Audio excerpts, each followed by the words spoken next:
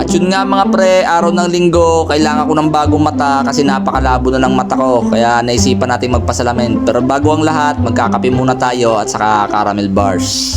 Yun nga, nagpabili tayo ng salamin kay Kapitana kasi talagang hirap na tayo makakita mga pre. Masyado na yata mataas yung grado natin.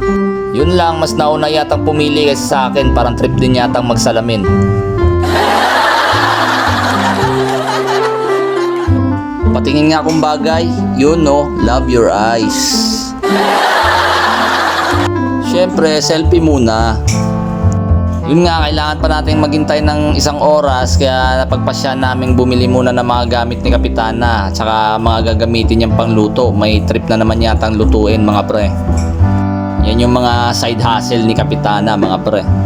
Pagkatapos, kumain ng konti at tumaya sa scratch eat, talo naman. Sa loto talaga tayo papalarin. At yun na nga mga pre, tapos na yung ating salamin. Tinatry na natin dyan. Tingnan nyo naman, ups and down yung ulo natin dyan kasi para tayong nahihilo. Yan yung mahirap pagka hindi kumakain na kalabasa nung bata-bata pa.